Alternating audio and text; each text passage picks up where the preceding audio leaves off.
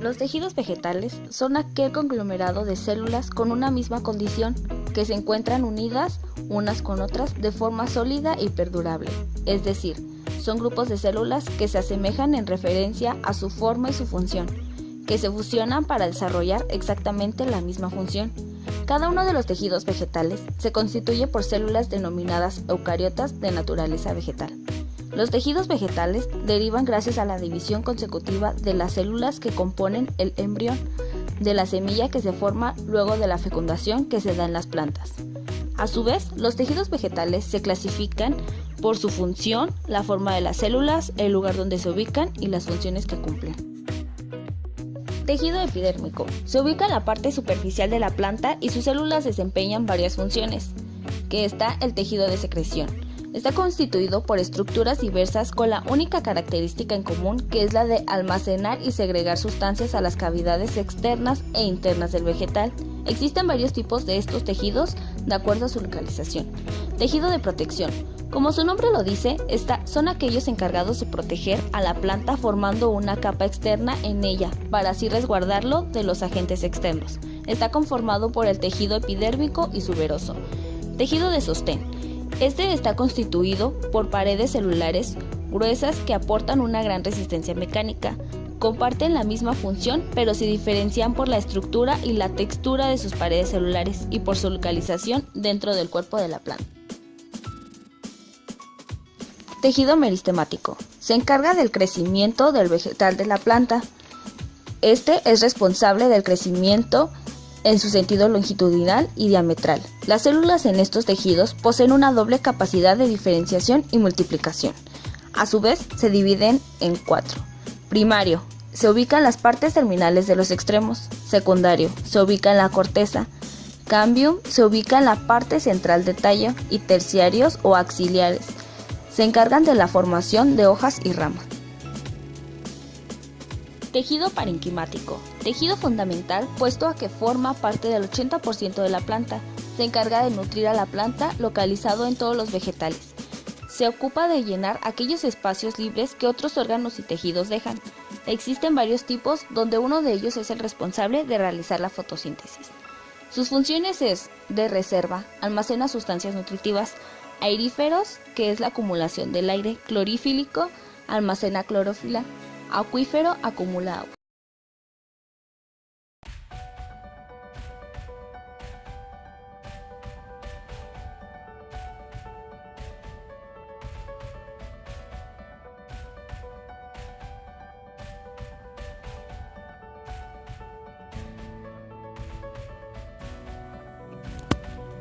En base a esto, yo les voy a hablar sobre el desequilibrio entre la fotosíntesis y la respiración es causa del calentamiento global.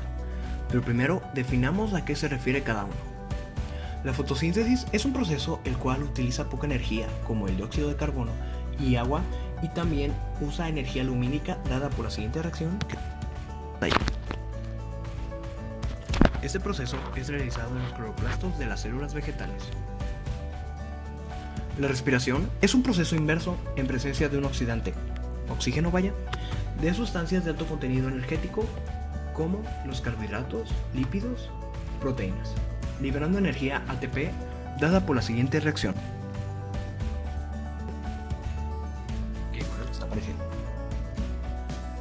La respiración se da en todas las células vegetales, animales, bacterianas, fúngicas, dentro de las mitocondrias o en el citoplasma. En cambio, el calentamiento global es el aumento de la temperatura de la Tierra debido al uso de combustibles fósiles y otros procesos industriales que llevan a una acumulación de gases causantes del efecto invernadero en la atmósfera.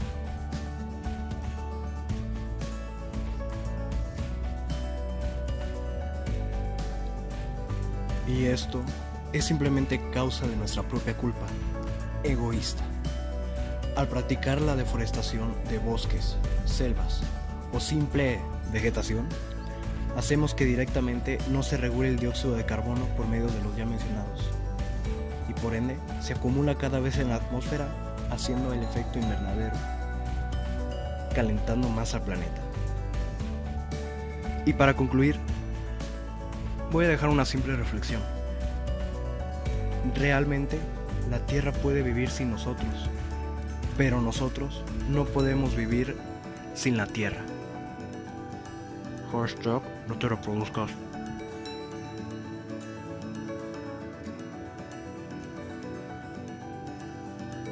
El tejido se refiere a un grupo de células similares. Al estar formado por una combinación de células iguales, un tejido tiene la misma función en cualquier parte del cuerpo. Atendiendo a la base de su estructura física y la función que realizan, los tejidos se dividen en 4 clasificaciones: tejido epitelial, conectivo, muscular y nervioso. El tejido epitelial tiene inervación propia, pero carece de vascularización. Vasos sanguíneos que aporten nutrientes y eliminen desechos se encuentran en el tejido conectivo adyacente. Desempeña diferentes funciones en el cuerpo, como lo son la protección, filtración, secreción, absorción y excreción. El tejido epitelial se puede dividir en 2 tipos: de cobertura y revestimiento, y glandular, que constituye la porción secretora de las glándulas. Muchas de las propiedades físicas de las células epiteliales se basan en la unión entre sí, que está mediada por diferentes tipos de uniones celulares. Estas células son las más estrechamente unidas y necesitan estar juntas para evitar que los elementos de fuera pasen hacia el interior del cuerpo.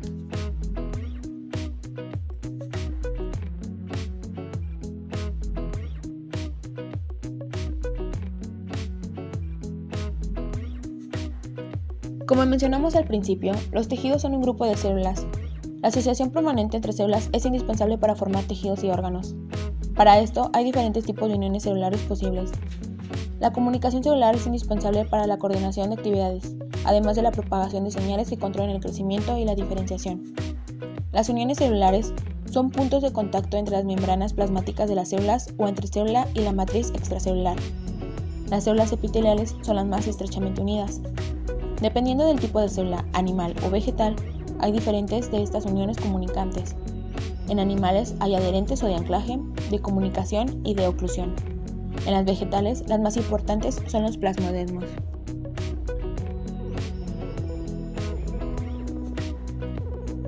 Hay 2 tipos de uniones intracelulares que son los adherentes y desmosomas. Las uniones adherentes se hallan en varios sitios del cuerpo. Son muy frecuentes en los epitelios, como en el intestino, donde se encuentran como cinturones que rodean a cada una de las células cerca de la superficie apical y las une entre sí.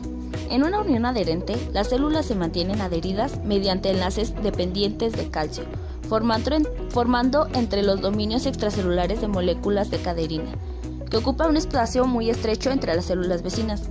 Por lo tanto, al igual que las integrinas de una adhesión focal, los cúmulos de caderina de una unión adherente, 1. Conectan el ambiente exterior con el citoesqueleto de actina y 2. Proporcionan una vía potencial para que se transmitan las señales de exterior celular al citoplasma. Los desmosomas son muy abundantes en los tejidos sometidos a tensión mecánica. Al igual que las uniones adherentes, los desmosomas contienen caderinas que unen 2 células a través de una brecha intracelular estrecha. Las caderinas de los desmosomas poseen una estructura de dominio diferente a las caderinas comunes que se encuentran en las uniones adherentes. Los filamentos intermediarios se unen a los dominios citoplasmáticos de las caderinas del desmosoma mediante proteínas adicionales. La importancia de las caderinas para el mantenimiento de la integridad estructural de un epitelio se ilustra una enfermedad autoinmunitaria en lo que se producen anticuerpos contra una de las desnucleínas. La enfermedad se caracteriza por la pérdida de la adhesión entre las células de la epidermis y la grave formación de vesículas en la piel.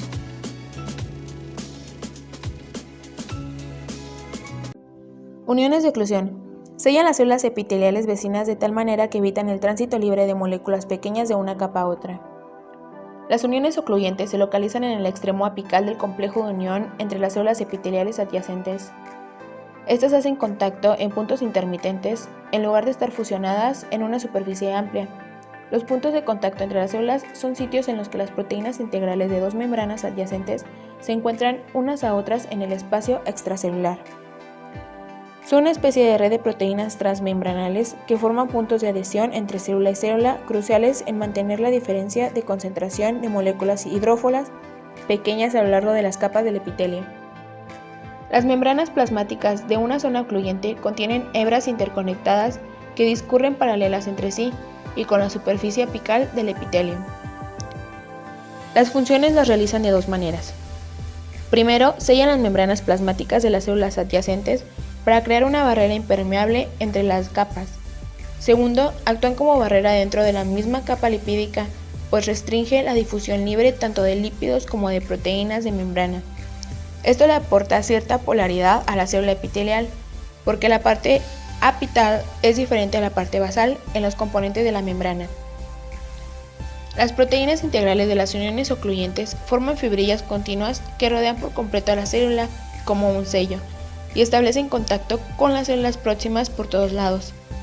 Sirven como barrera a la difusión libre de agua y solutos de compartimiento extracelular por un lado de una hoja epitelial. También sirven como vallas que ayudan a mantener el carácter polarizado de las células epiteliales.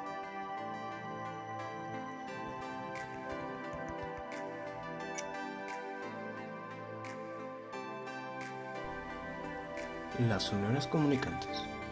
Las uniones comunicantes de hendidura o uniones gap permiten la realización del intercambio de señales químicas y eléctricas entre células adyacentes.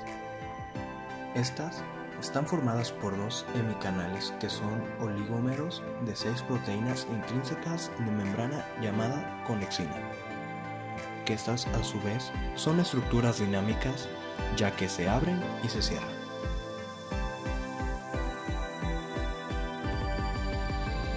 Y en lo que concierne a la célula vegetal, este tipo de unión se le denomina plasmodesmo.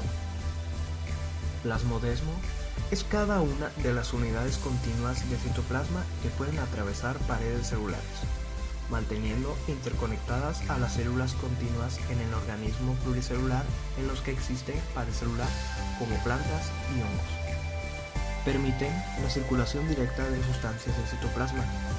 Los plasmodesmos se forman en células vegetales que se originan a partir de una división de una misma célula madre. Cabe señalar que por un plasmodesmo solo pueden ser transportadas sustancias de hasta 800 daltons.